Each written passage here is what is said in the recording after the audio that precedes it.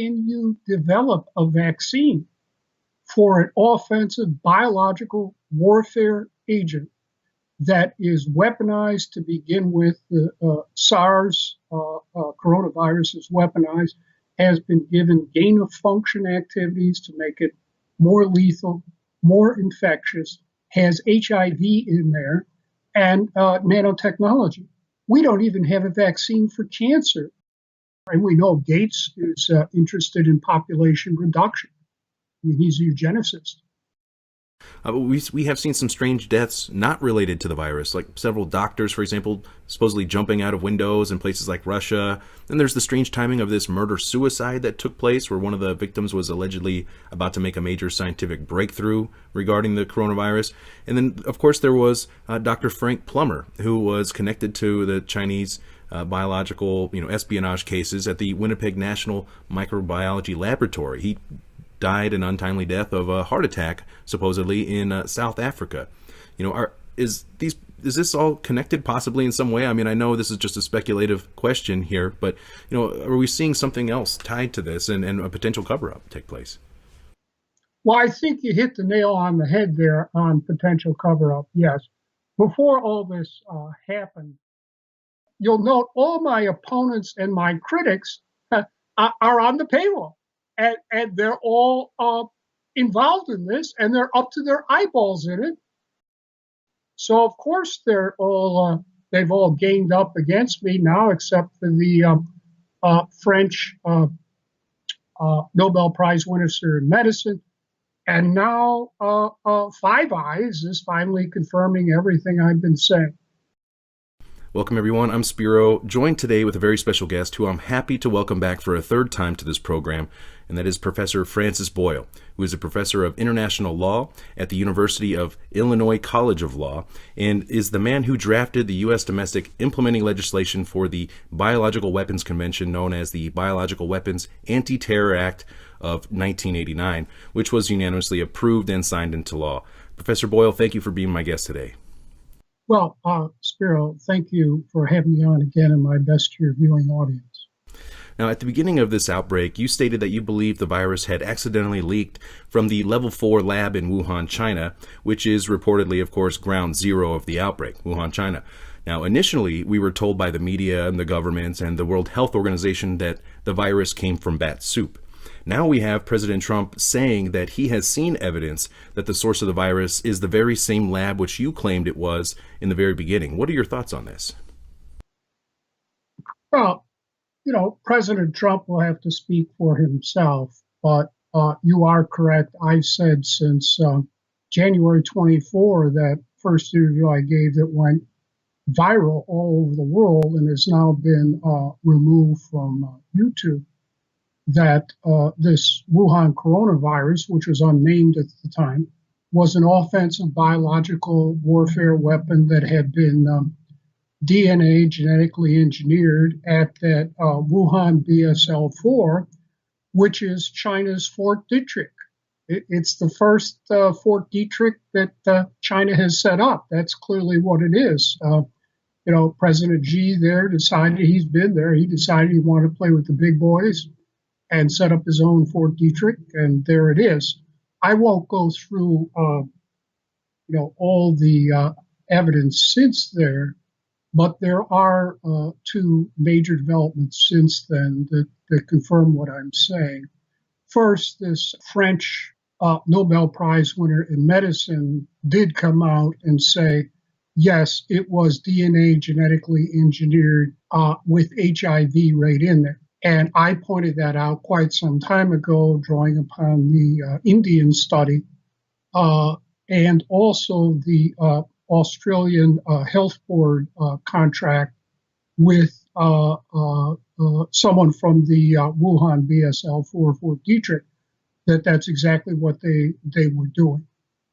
So it is nice to see that this French Nobel Prize winner in medicine, whom I do not know personally, is agreeing with me because, as you correctly pointed out, I was the only person in the entire world saying this, that it was DNA genetically engineered agent coming out of that Wuhan BSL-4.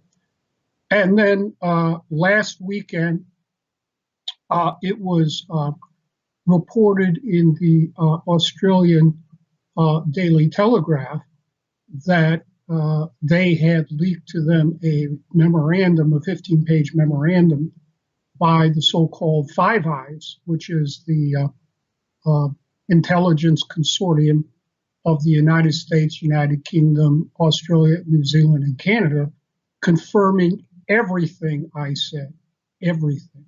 They mentioned in particular the University of North Carolina contract with Barrick and the Wuhan BSL-4 people. They mentioned the involvement of the Australia Health Board. They mentioned the involvement of Fauci and NIAID and NIH. So I think it's pretty clear that is what is going on here, what happened. Maybe President Trump, got a copy of that Five Eyes memo. I don't know. He hasn't, revealed what his evidence is. And I'm not relying on anything President Trump says between you and me. Now, Professor, was this Five Eyes report published, you said, somewhere? Is there a way that we can see this? I sent you the link to it. It was reported in the Australian news media, the Daily Telegraph, which is one of their leading mainstream news media sources there. And they had an extensive article on it summarizing the contents of this 15-page memorandum. That came out on Friday. And so Saturday evening, my time, Sunday morning, Australian time, I was live on Sky News in Australia discussing the significance of this memorandum that confirmed everything I was saying. So I rest my case. This was clearly an offensive biological warfare agent. It has it's been DNA genetically engineered, despite what everyone else is saying. It has been given gain of function properties, which means that it is more lethal and more infectious. And now we're finding out exactly that both those counts are true. It has HIV DNA genetically engineered in there, as that Indian Science publication pointed out originally. And now the French Nobel Prize winner in medicine agrees with me.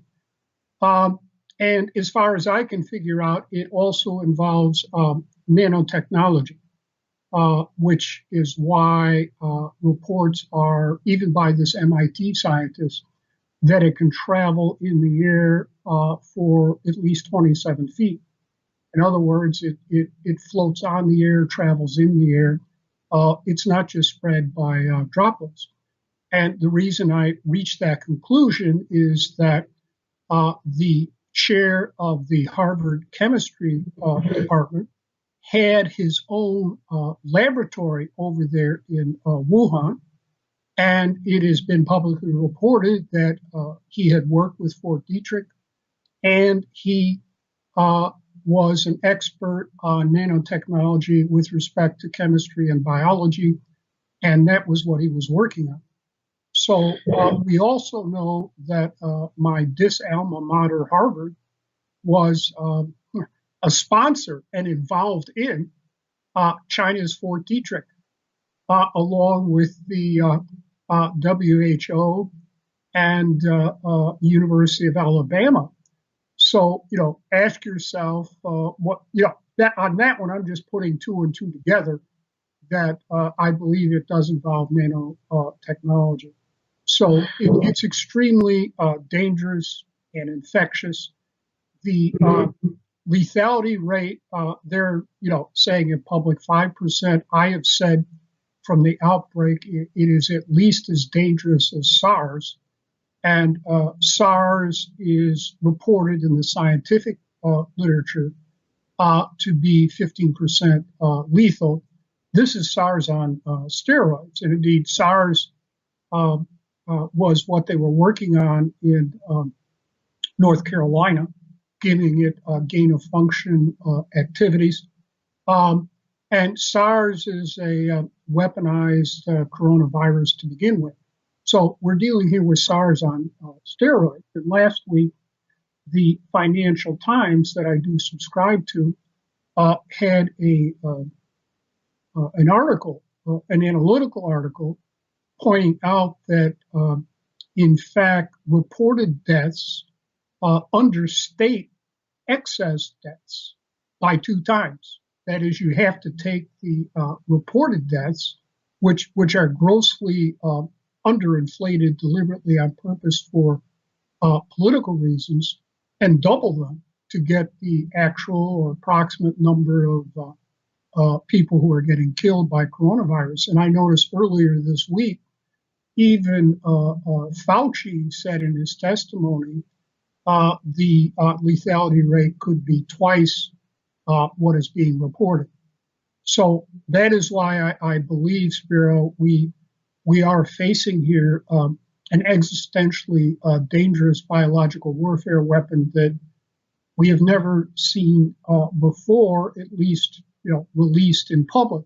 The last time we dealt with a nanotechnology biological warfare weapon were the Amerithrax attacks in October 2001. And that clearly involved nanotechnology. It was a trillion spores per gram. I believe just like the Wuhan coronavirus, it travels in the air, on the air, very small little particles, and extremely deadly.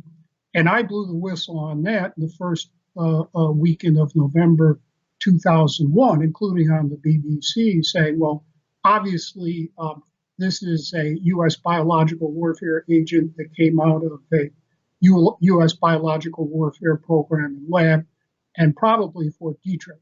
Well, that's been confirmed too since then. So there we are, Spiro. I wish I could give a more optimistic assessment of the situation. Now, just now before you called, I was listening to President Trump with his great initiative here on Operation Warp Speed to create a vaccine. Well, Warp Speed, Scotty, beam me up. It reminds me of Reagan's Star Wars speech a generation ago. How can you develop a vaccine for an offensive biological warfare agent that is weaponized to begin with? The SARS coronavirus is weaponized, has been given gain of function activities to make it more lethal, more infectious, has HIV in there, and nanotechnology. We don't even have a vaccine for cancer after trying for an entire generation to develop one, and there isn't one.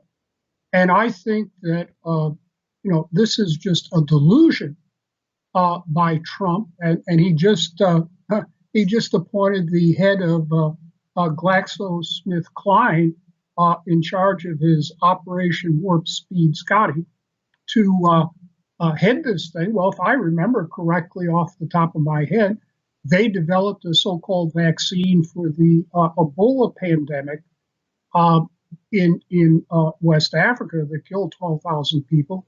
That leaked out of the U.S. BSL-4 there at Kenema. It was also an experimental vaccine that actually gave the people Ebola. And the vaccine they developed, eventually they admitted was worthless and probably more dangerous than worthless. So I think what we are going to see, whatever these vaccines come out, will be more dangerous than worthless. They could give people the COVID itself, for all we know. I really don't know. Or a relapse for people who have had it. So there we are today. I think, but there's so much money involved that all the so-called life scientists and big pharma and the labs and the universities are hopping to it and out there developing this vaccine and then lying to the people and saying, "Wait, well, we could have it for you by the end of the year." I mean, that's what the head, this Marcef Sloohy from GS Klein just said. That's a bold-faced lie. It's outright uh, um, propaganda. I think, regretfully, the best we're going to be able to do on COVID-19 or therapeutics, like we have done with cancer. And after a generation of therapeutics on cancer, those fatality rates have been brought down significantly. In the meantime, I think we have to do what South Korea has done. I'm not saying China; they're communist dictatorship on steroids there under President Xi, but South Korea is a democracy, and they've had massive testing, continual testing of their population, and not this fake, phony antibody testing, which is a joke and a fraud to get people to go back to work, but diagnostic testing, contact tracing, quarantines. I would say at least 21 days, because we're not the incubation period has been reported up to about 27 days, and then follow up and medical treatment for those who need it, and all free of charge. I think if we do that here in the United States, follow the example of South Korea, then as we're seeing, South Korea is slowly opening up, but now they admit they made some mistakes by allowing this fellow to, run around all the South Korean nightclubs. So, they have to track that down and start all over again. I think it could be possible, but Trump has made it clear that he's not doing anything that South Korea has done. So I can't say I'm overly optimistic here, Spiro. Professor Boyle, I have some follow-up questions for you regarding, first of all, the numbers.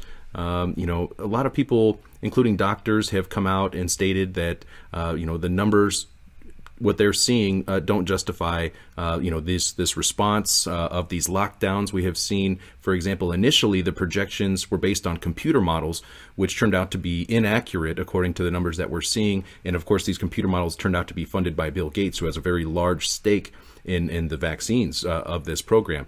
So, Dr. Deborah Birx, who is on the White House Coronavirus Task Force and also sits on the board of a foundation that is funded by Bill Gates, stated that regardless of pre-existing conditions, if they believe that someone has died with the coronavirus, they're marking it down as a death attributed to the coronavirus. So basically, that would be inflating the numbers, and still, even with those inflated numbers, a lot of even other doctors are saying that they're not seeing that this is as bad as what they said it was, and therefore we should start to open up. And some people have even questioned, if the existence of a virus at all. How can we believe anything that the establishment tells us, who has been lying to us for so long? Well, sure. Spiro, all I can say is the following quotation is from a book, Agents of Bioterrorism, Professor Jeffrey Zubai, professor of biology at Columbia, and it was published long before this current crisis. And on page 188, it says, quote, "The overall death rate of SARS patients is 14 to 15%, unquote." It's that simple. And he documents it in here. So again, that's the figure I gave at the beginning of this. And indeed, last week, the New York Times had a citation to a tracking organization that said that in January in China, the lethality rate was 17%. So I've been saying it was somewhere between 15 and 17%. I think this is, as I said, this is SARS on steroids. So I'm not saying it's going to be higher than that, but the scientific literature indicates it's 15 to 17%, right?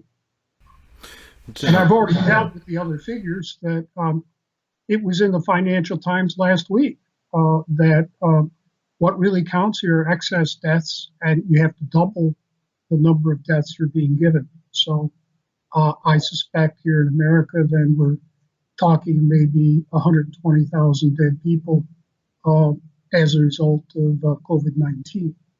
But I don't think, indeed, even earlier this week, Nicholas Kristof in the New York Times said, yeah, the real death rate is probably the reported death rate is probably at least 20% under the excess death rate. So I just think they're playing numbers with these figures. Sure. And I'm not. I agree with you that computer model out of Washington, University of Washington, that was funded by Bill Gates. And you can't believe anything Bill Gates says. He's up to his eyeballs in dangerous vaccines. And indeed, Robert F. Kennedy Jr., who is a lawyer like I am, has demolished Gates. If you look at everything he's written on this and how dangerous all his vaccines are. And we know Gates is interested in population reduction. I mean, he's a eugenicist. So, but his footprints are everywhere here too, as you put. Birx, she's Trump's poodle. She believes in herd immunity. Herd immunity just is basically the Nazi philosophy of useless eaters that was condemned by the Nuremberg Tribunal in 1946. And I said the same thing in an interview I gave to the British news media over there on Boris Johnson and his so-called scientific advisors, that they're operating under this principle of herd immunity. It's preposterous. There's not going to be any herd immunity. That deals with, even in theory, vaccines. It does not mean you let this COVID run through the population and kill off as many people as it can, and then figure who's ever left is going to be immune. From what we have seen, there's no proof that if you've had COVID, you're not going to get it again. Indeed, there are now studies pointing out you can get it again. So there's no such thing as herd immunity. But Birx believes in it. Apparently Fauci, Trump certainly does. Boris Johnson does. Now, Professor, speaking of Fauci, you said that he stated recently that we should take the numbers that they're giving us, which are, according to Dr. Deborah Birx, already inflated, and then double those numbers. How can we trust anything that Dr. Fauci says? As you stated previously, he's up to his eyeballs in this, and he stands to gain from this. He also sits on Bill Gates Foundation, the board of advisors for the Bill Gates Foundation's Decade of Vaccine Initiative. So, to me, major conflicts of interest there. You have exposed how Dr. Fauci has been, dealing behind the scenes in a lot of this to begin with. So, I mean, and how do we explain the hospitals that are largely empty across the country and in other countries if this is such a deadly bioweapon? Well, of course, I agree with you on Fauci that he's up to his eyeballs in this Nazi biological warfare death science work. He funded Wuhan BSL-4 North Carolina study, and his NIH funded the Wuhan BSL-4 Fort Detrick. Think of that. Why they're funding for China's Fort Detrick. So you're right. I would not trust anything Fauci said. I would say, though, that from a perspective of a lawyer and a law professor, this is an admission against interest, namely that you can plead it against him. But I didn't just cite Fauci. I also cited this study, analytical study by the Financial Times last week, and then also the saying you have to double the reported fatalities, and then also the study that was quoted in the New York Times even earlier this week, that in China in January, it was 17%. So I think that's correct. As for reductions, well, yeah, there have been these mitigation measures telling people to stay at home. So it is not as bad as they thought it was going to be. We didn't know exactly what was going to happen. So, if that is correct, and I don't know, because if you look at the numbers, they're saying one thing, but the deaths keep piling up, Spiro. I don't know how you can deny that. The deaths keep piling up. It's as of today, I think it's 88,000 reported. So I think you could double that to have probably, in accordance with the Financial Times, to get the true figure. And I'm afraid that's what we'll be facing. Now, we know that the timeline has changed since the beginning of this, and that U.S. intelligence was tracking an outbreak in Wuhan, China, they claim as far back as before last Thanksgiving. We've also seen reports that the military athletes who attended the World Military Games in Wuhan, China, which began on October 18th of last year, the exact same day that Event 201 took place. Many of these athletes returned home and got very sick after the World Military Games. Do you find any significance in this new information about the timelines since the last time we spoke? And does it seem suspicious to you at all that we can now track the outbreak to around the same time as the World Military Games in Wuhan, China, where 10,000 military personnel from 110 different countries were around the world were all in Wuhan, ground zero, as this outbreak began? Well, this is a case of correlation, but I'd like to see the causation in my analysis that I have presented and has now been confirmed by Five Eyes. I believe it leaked out of that ESL4. Whatever they might have had at the games, it could have been some type of coronavirus. I don't deny that. But I don't think it was COVID-19. And the timeline, as far as I can reconstruct it, is the leak there happened about November 1. The first reported case, I believe, was about November 15. That's the incubation period. And so, U.S. intelligence agencies probably figured it out by the end of November. I was not paying attention to this last fall. I regret, because I was on sabbatical leave to write a book. And usually, I do pay attention to mysterious, unexplained outbreaks of epidemics to see if a biological warfare agent was at work.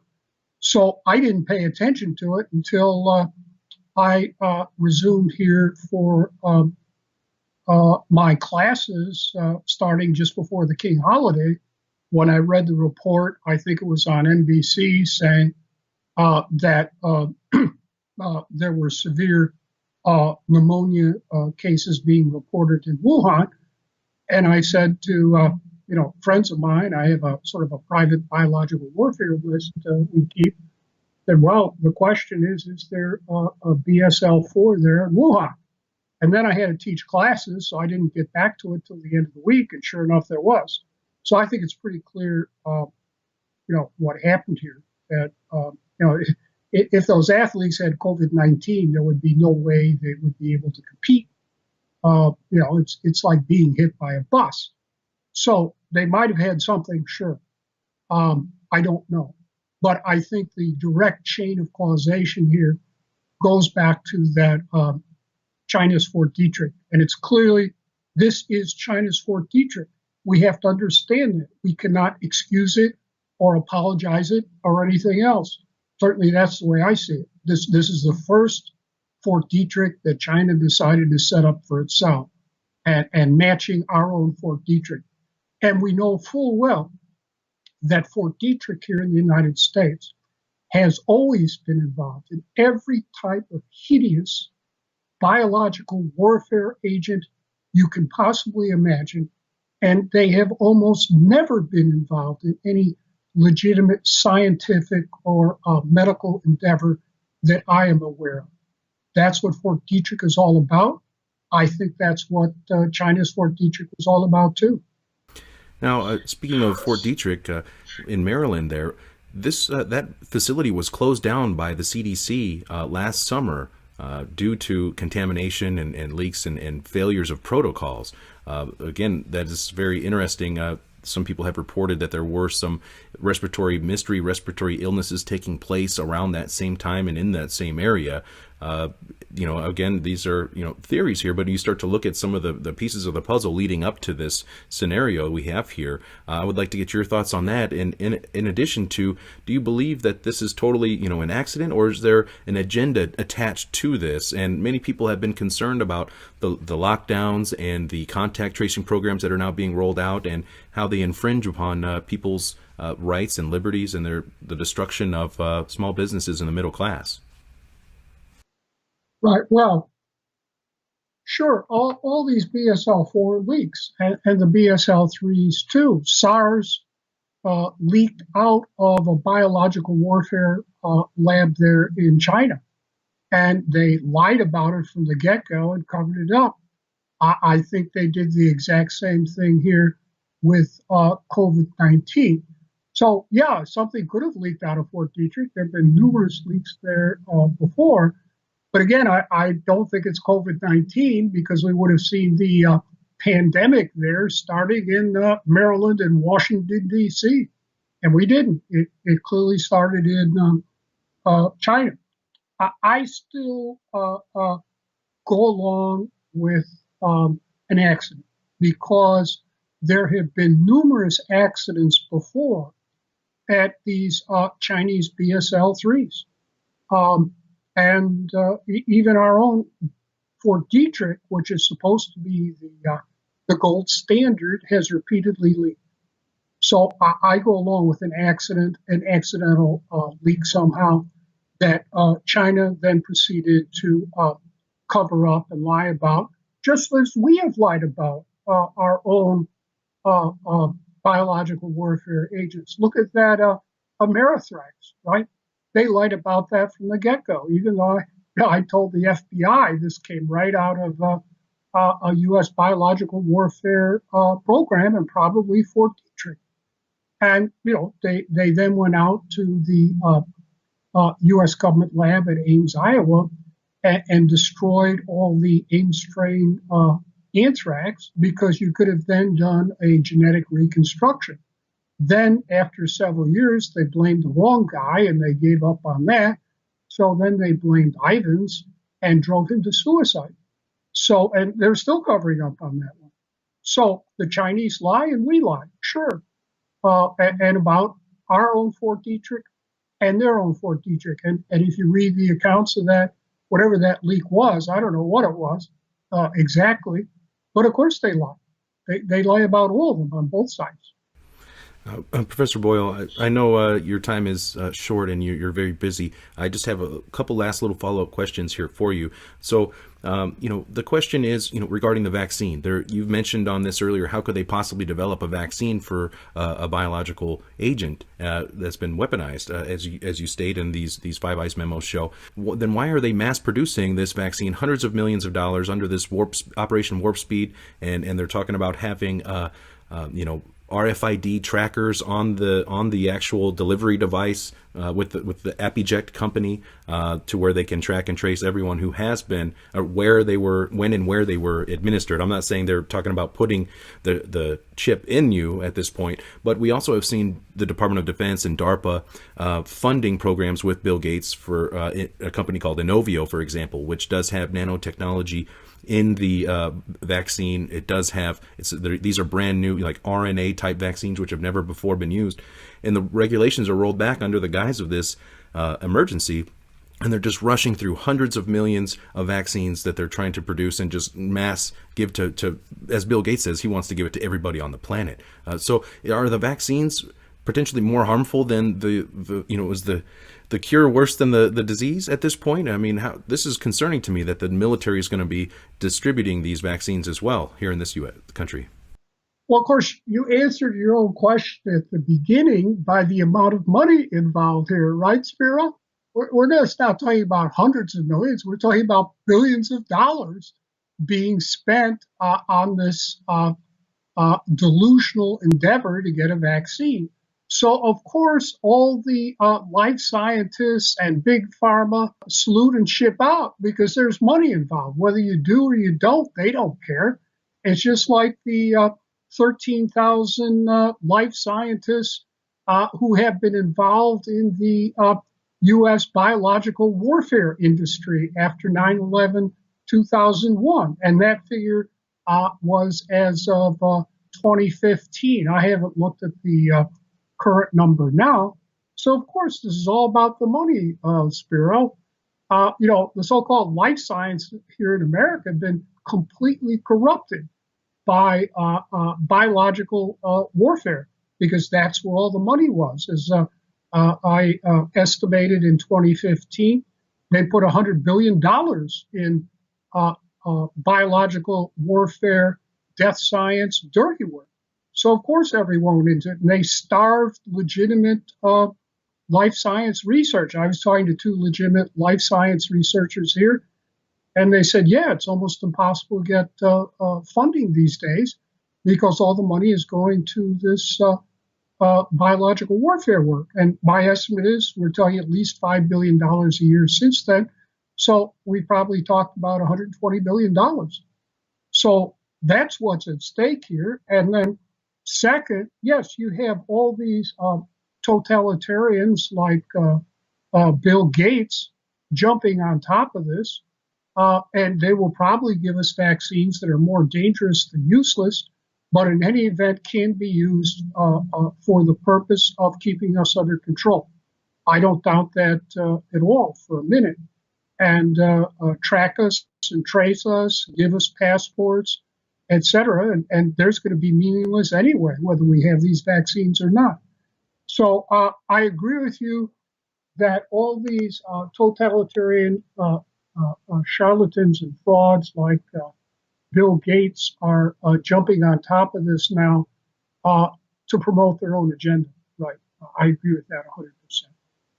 The earlier you were talking about the Harvard chemist who was working and had an office there in Wuhan. Is this the same? He had a lab there. The it lab. Wasn't just an office. The Right. Chinese gave him a lab. Right. This was the same Harvard scientist or chemist who was arrested for espionage. Is this the same? That's exactly right. Lieber was his name, chairman of the Harvard chemistry department and an expert in nanotechnology. And Harvard was a sponsoring institution of China's Fort Detrick at the Wuhan BSL-4. Why? The money. I have 3 degrees at Harvard.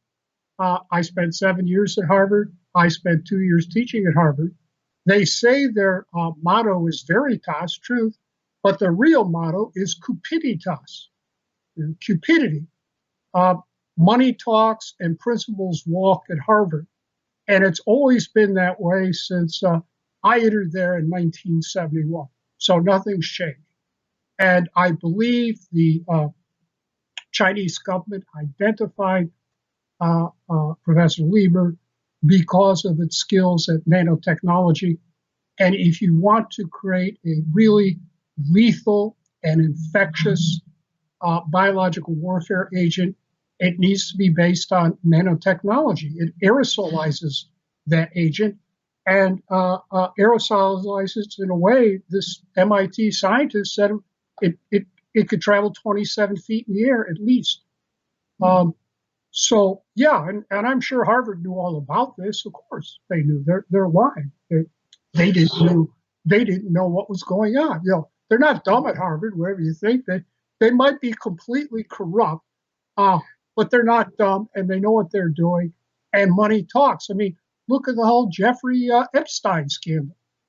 Harvard was up to its eyeballs in dirty money from Jeffrey Epstein, and everyone knew that Jeffrey Epstein was a child molester. Didn't bother Harvard. Didn't bother Larry Summers, whose wife got a $1 million grant, or all these distinguished scholars at Harvard. They were all prepared to deal with Epstein as long as he was writing checks. Right, exactly. So the Harvard chemistry scientist, the chair there, you believe that I'm not sure what his current status is. If he's still, arrested, if he's still in custody, which was his arrest, legitimate? I mean, he was arrested for espionage. That's a pretty serious charge, and so he was playing a role apparently in developing this weaponized virus that we see, or at least the technology that may have been used. Well, technically, he was not arrested for espionage. Technically, he was arrested and being prosecuted for uh, uh, misrepresenting his affiliation with the Chinese government. But I believe that was a cover story. That We also know that this Professor Lieber at Harvard was working for Fort Detrick, and so I think that's why the the U.S. Attorney's office out there in Massachusetts covered this up. That they don't want the fact that some of this goes back to Fort Detrick. Indeed, if you read the University of North Carolina Wuhan BSL-4 article, they thank Fort Detrick for giving them cells. They didn't say exactly what the cells were, but they thank Fort Detrick. It's right in there. So, there's clear-cut causation here from, Fort Detrick to UNC Wuhan BSL-4. But I believe that, China just didn't pay him all this money and pay for his entire lab and staff over there just to do scientific research and then put it in Wuhan, right down the street from their own Fort Detrick. I don't believe that at all. No. So, if you want to believe in it, you could also believe in Santa Claus, the Tooth Fairy, and the Easter Bunny. Just if people really want to believe that the most dangerous biological agent we've seen since the Spanish flu began because Chinese were eating bats, go right ahead. You're welcome to it. Final question. You're very gracious with your time, and I know I do appreciate it very much. But we have seen some strange deaths not related to the virus, like several doctors, for example, supposedly jumping out of windows in places like Russia. And there's the strange timing of this murder-suicide that took place, where one of the victims was allegedly about to make a major scientific breakthrough regarding the coronavirus. And then, of course, there was Dr. Frank Plummer, who was connected to the Chinese biological, espionage cases at the Winnipeg National Microbiology Laboratory. He died an untimely death of a heart attack, supposedly in South Africa. Is this all connected possibly in some way? I mean, I know this is just a speculative question here, but are we seeing something else tied to this and a potential cover-up take place? Well, I think you hit the nail on the head there on potential cover-up. Yes, before all this happened. Indeed, before the West African Ebola pandemic that definitely came out of the U.S. government's BSL-4 in Kenema and killed 13,000 Black West Africans, there is a list on the internet, there was a list, it could have been purged by now, of about 28 microbiologists who died. And you can take a look at the list. And my guess is they were oft terminated because they knew too much and perhaps threatened to blow the whistle or were a leak. And they knew that the U.S. government, Britain, Canada, were involved in offensive biological warfare work that violated the Biological Weapons Convention, and here in the United States violated my Biological Weapons Anti-Terrorism Act of 1989 that provides for life imprisonment. And that is why we're seeing the cover-up, certainly, because here in the United States, because people like Fauci and everyone else involved in this knows full well that they can be prosecuted for violating my law and can be subjected to life imprisonment. And the proof of that is the recent synthetic biology. Now, if you trace the history back of synthetic biology, which they say is the latest thing, you will find out it is completely funded by DARPA, which you also mentioned.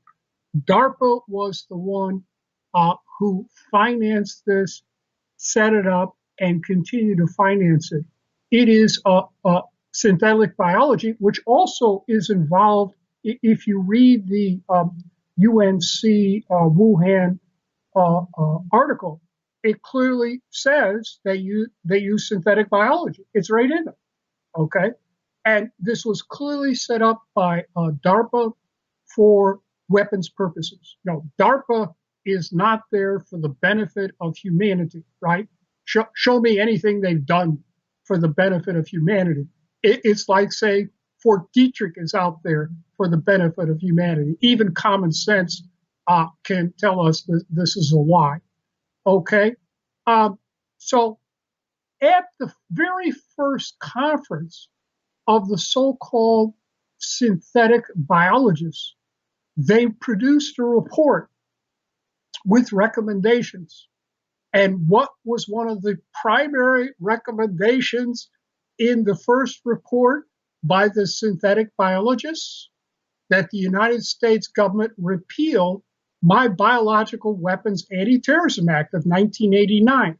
Why? Because they all knew they faced life imprisonment for using synthetic biology for biological warfare purposes as funded by DARPA, which they have done, as we can see in the UNC Wuhan BSL-4 article. And in my Biological Weapons and Anti-Terrorism Act of 1989, I had already anticipated them by making it clear beyond a peradventure of a doubt that it applied to synthetic biology. It's in there by name. So they all know that they run a risk of life imprisonment here in the United States. And so, of course, they're covering this up. There's no question at all in my mind. And that then, is why I've been completely blackballed out of the mainstream news media here in the United States, Britain, Canada. Although I was on the BBC to blow the whistle on Amerithrax during the first week of November 2001, but then they pulled the plug on me. I never heard from them since. That's just the way it works. Everyone knows they face life imprisonment, and maybe the American people will get around to it and demand that they be arrested and prosecuted. Right. And I'm happy to get involved in that. Are you aware of any provisions, like something that may be within the Patriot Act or something like that, that may have sidestepped your law? No, it's still on the books the last time I looked, and it's still in United States Criminal Code. It's been amended twice. When I drafted it, I made the mistake of assuming I began working on that in 1985 when I first called for it at a congressional briefing that I held on the Reagan administration's biological warfare program in 1985, sponsored by the Council for Responsible Genetics. They were set up in 1983 in Cambridge, Mass. By Harvard and MIT and other life scientists, and then asked me to join to be on their subcommittee, later committee, on the military uses of biotechnology. So, yeah, I've been on this for quite some time, and so I drafted the most comprehensive piece of legislation I possibly could. But I made the mistake of assuming that legitimate life scientists would not get involved in this, which they did. We know for a fact that the Center for Disease Control, which is up to its eyeballs in biological warfare, Nazi death science work, and has been for the past generation, although I didn't know it at the time, and American Type Culture Collection, which is supposed to be an independent scientific agency, sent 40 shipments of weapon-specific biological warfare agents to Saddam Hussein in Iraq on orders of the Reagan administration to be weaponized for use against Iran. So my legislation was amended to put a registration requirement in there for so-called select agents. But other than that, it's still there on the books, right? Life in prison. And so all these people, these death scientists, Fauci, NIH, Francis Collins, the whole group of them, know full well that they face criminal prosecution. Indeed, after my legislation was approved unanimously by both houses of the United States Congress and signed into law by President Bush Sr., whom, by the way, I didn't vote for, I then put notices in leading scientific publications, including, if I remember, Science Magazine, read by all life scientists, saying quite clearly that if you get involved in this or continue your involvement in it, you face life imprisonment under my statute. Well, money talks, and I guess life imprisonment wasn't enough to deter them. What can I say? And they've gotten away with it since at least the start of the Reagan administration, when Reagan came to power, and under the influence of his neoconservatives who support biological weapons, that's clear in their PNAC report of 2000, they got heavily into the research, development, testing, and stockpiling of DNA genetic engineering for biological warfare purposes. And that story is told in my book, Bioweapons and Terrorism, by Clarity Press. I think it's around 2003. So all the documentation is in there if you want to read it. Absolutely. And, after our previous interview, one of the viewers had sent a section of the Patriot Act. They're saying that Section 817 is trying to basically allows, it's right here. It's basically allows the sidestepping of your your law that you drafted it, and I'll have to send this to you. And I should have had prepared this and sent this prior to this, but to be honest with you, it slipped my mind until our discussion, and you reminded me of it. But it says that I've read the Patriot Act, but I don't all of it, but I don't recall that particular provision. What does it say? Section 817 of the U.S. Patriot Act. Here, this is a global research article. The United States has amended its biological weapons legislation via Section 817 of the Patriot Act and is now giving its own agents immunity from prosecution from violating the law. It says the United States has failed to report this change in legislation to the BWC, as it is mandated to do in a politically binding agreement. These weapons are reported to be secretly stockpiled in Sierra Army Depot in Northern California. And I will be sure to send you this. I would have to read that because I did not recall it, the exact text itself. But I did read the entire Patriot Act because soon thereafter I was invited to be on a panel up at DePaul Law School dealing, for lawyers, explaining how totalitarian the USA Patriot Act was. There was a provision in there, maybe this is what they're referring to, permitting the president to waive the legislative requirement prohibiting open air testing of biological warfare agents. That was in there, if I remember correctly, but it's, the Patriot Act was 2001.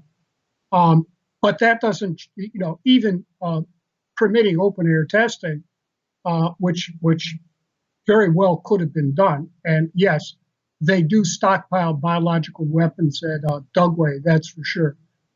That's where all that anthrax came out of, all those anthrax shipments for sure. And that's stockpiled for biological warfare purposes. And, the Pentagon knew what it was doing. It was pre-positioning anthrax for use. They don't make mistakes like that at Dugway. So that could have been what they were referring to. I don't know. But that permitting open air testing doesn't, even if the president gave the waiver, and it wouldn't surprise me if Bush Jr. did, does not alter or amend the biological warfare of my Biological Weapons Anti-Terrorism Act, at least the last time I looked at it, which I admit was a while ago, but I did look at it. I just forwarded to you this global research article. Again, I apologize. That is my fault. Well, I would have to read the exact text itself because, you can't really, with all due respect to you, you can't rely on what people in the news media are saying about statutes on the book. You really have to take a look at this thing itself. But I do agree, if I remember correctly, it did permit the president to waive the statutory prohibition on open air testing of biological agents. I believe that is in there, yes. Professor Francis Boyle, I know you're an extremely busy man, and I can't thank you enough, excuse me, for the hour that you've spent with me here today. I know we probably weren't planning on being on here that long, but a lot of critical information, very important topic, a lot of things to cover, and please feel free to reach out anytime. Always, you're welcome on anytime, and I look forward to speaking with you again. Thank you very much, Professor. Do you have any final points you'd like to make? Well, Spiro, the final point I'd like to make is in the two interviews we've given so far, you have presented a very fair and accurate account of what I have to say, unlike all the other media sources here, mainstream media sources here in the United States. And that is why I have devoted this time to talking with you and giving you the best answers I can based on the evidence I've seen so far.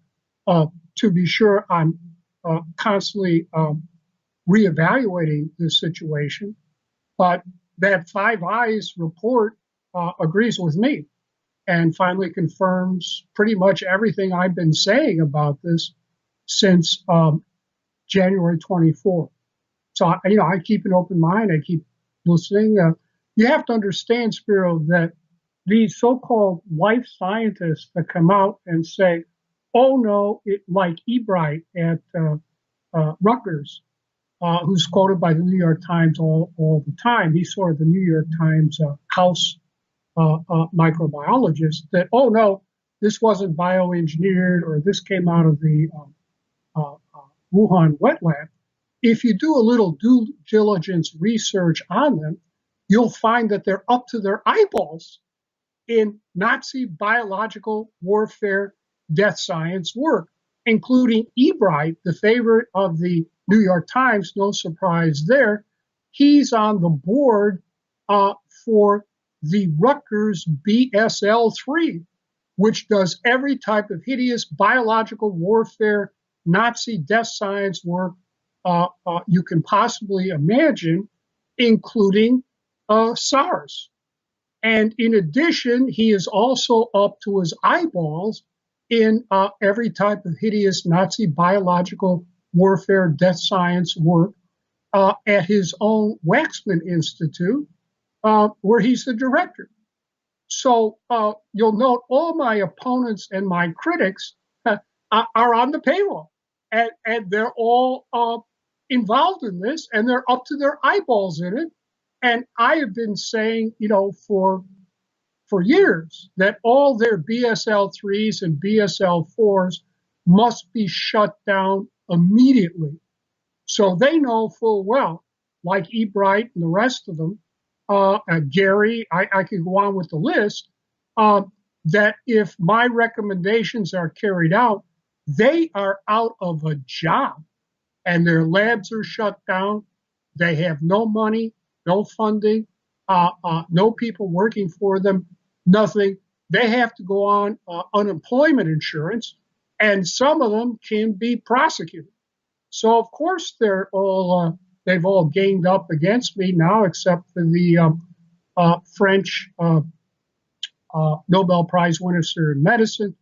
And now Five Eyes is finally confirming everything I've been saying. But that's all the critics. Just do a little due diligence research on them, and that's what you're going to find. Well, I have no doubt at all whatsoever the incestuous revolving door in this medical mafia and biowarfare program, cabal, basically. No doubt about it at all. And I thank you for your years. Well, one other point. As for Harvard, if you read that UNC Wuhan BSL-4 article, one of the sponsors of this hideous COVID-19 research is listed as the Dana-Farber Cancer Institute at Harvard University, Harvard Medical School. I mean, please tell me, what does COVID-19 have to do with cancer? There's also, overlapping here between so-called cancer research and biological warfare work. And that article proves it, and also proves that Harvard is up to its eyeballs in dirty Nazi biological warfare research work, just as they were up to their eyeballs in Jeffrey Epstein money, the child molester, and they're still lying about it and covering it up today. So there you are. You have to, really do your due diligence research on all these people. No one paying me except, the people of the state of Illinois. I'm not anyone's payroll here. I'm not making money off of this. I'm just giving you my best opinion and advice as I see it as of today. And Professor Boyle, I can't thank you enough as the man who did draft the U.S. Biowarfare Act. And please, when you do have time, in the future, I'd love to have you back on, especially after you get the chance to review Section 817 of the amendment of the Patriot Act and see what you can determine from that. And then maybe we can figure out how we can maybe get some of these people who are violating law to face the consequences and face the music.